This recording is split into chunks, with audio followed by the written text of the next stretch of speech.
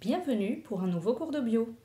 Dans cette vidéo, je vais vous donner quelques conseils pratiques pour réussir l'épreuve de chimie, biologie et physiopathologie humaine du bac ST2S.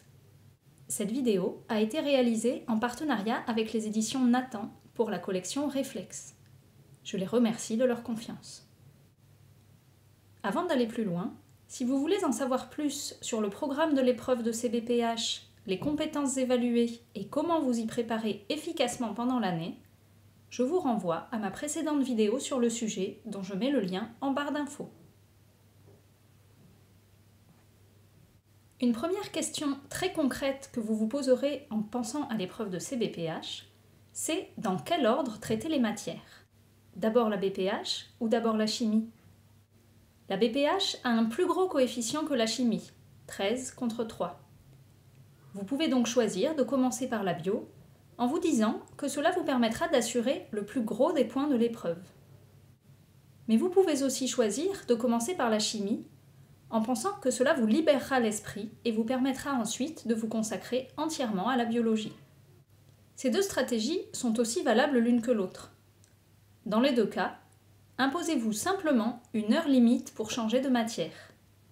Après 3 heures si vous commencez par la BPH, après 1 heure si vous commencez par la chimie, quitte à revenir à nouveau sur la première matière traitée si à la fin de l'épreuve il vous reste encore du temps. J'ajouterai que c'est un mauvais calcul de négliger la chimie. Il y a souvent des questions faciles et chaque bonne réponse vous rapproche un peu plus du bac ou du bac avec mention. Évitez donc de rendre copie blanche en chimie. Sachez enfin que la plupart des candidats finissent l'épreuve à temps. Vous réussirez donc normalement vous aussi à tout traiter. Vous avez donc décidé par quelle matière vous allez commencer. L'épreuve débute. C'est enfin le moment de découvrir le sujet. Vous êtes, dès les premières lignes, invité à vérifier que le sujet comporte bien le nombre de pages indiquées. Les erreurs d'impression sont extrêmement rares sur les sujets de bac, mais pas impossibles. Alors comme le sujet de CBPH est un sujet long qui comporte une vingtaine de pages, il est important de s'assurer qu'elles y sont toutes. Ensuite, lisez rapidement l'introduction commune aux deux matières, mais elle est très générale, alors inutile de vous y attarder trop longtemps. Lisez en revanche bien attentivement la totalité du sujet de la matière que vous avez choisi de traiter en premier. Comme les parties en BPH ou les exercices en chimie sont indépendants, vous pourrez par cette première lecture cibler la partie ou l'exercice qui vous semble le plus facile et commencer par là. Cela vous donnera confiance en vous pour les autres questions. Je vous conseille toutefois très fortement de présenter les réponses dans l'ordre sur votre copie, car c'est vraiment beaucoup plus facile pour le correcteur. Il vous faudra donc, dans un premier temps, laisser des blancs si vous ne traitez pas les questions dans l'ordre du sujet. Les élèves se demandent toujours ce qui va tomber à l'examen. Il est évidemment impossible de prédire le sujet, mais il y a quand même certains grands types de questions qui reviennent systématiquement. Vous aurez ainsi nécessairement des questions de terminologie. On pourra vous demander de décomposer un terme en racine médicale et de le définir, ou bien de donner le terme médical correspondant à une expression en langage courant. Le nombre de racines et de termes médicaux au programme est limité. C'est donc un bon investissement de tous les apprendre. Vous pouvez les retrouver dans le programme officiel, dont je mettrai le lien en barre d'infos. J'ajoute que si pour un terme à décomposer, vous vous rappelez seulement d'une racine, mettez-la quand même sur votre copie, car chaque élément de réponse est pris en compte dans la correction.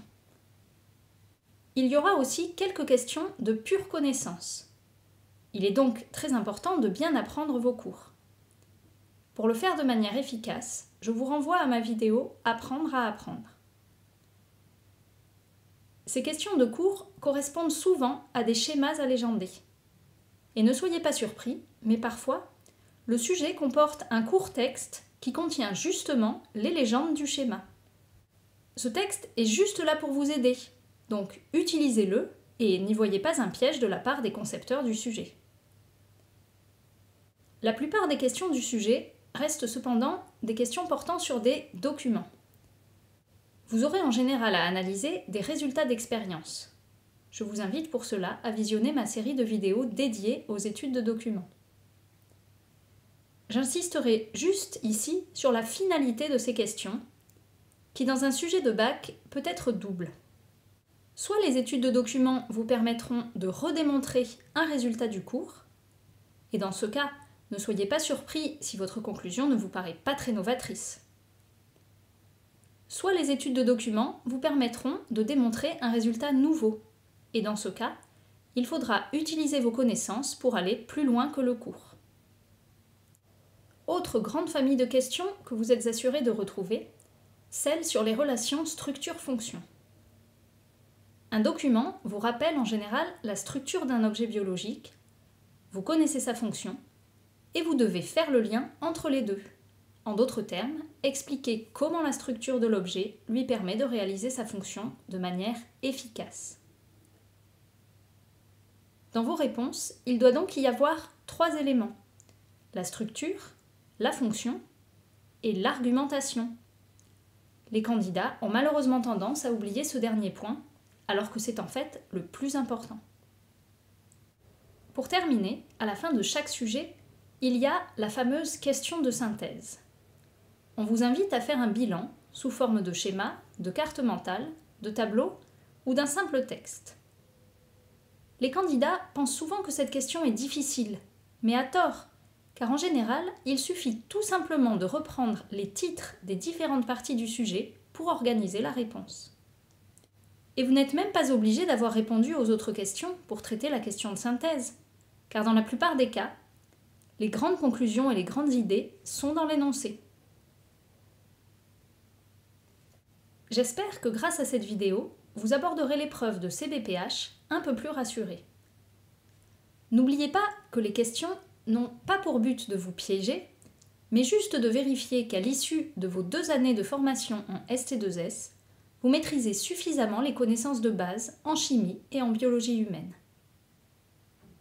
Si vous avez travaillé sérieusement pendant vos 2 années en ST2S et que vous avez révisé correctement, vous devriez normalement vous en sortir.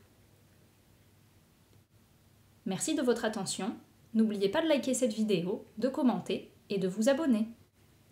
Je rappelle que cette vidéo est réalisée en collaboration avec les éditions Nathan pour la collection Réflexe, que je remercie à nouveau pour leur confiance.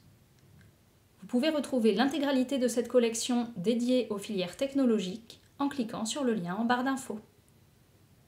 À bientôt pour un nouveau cours de bio.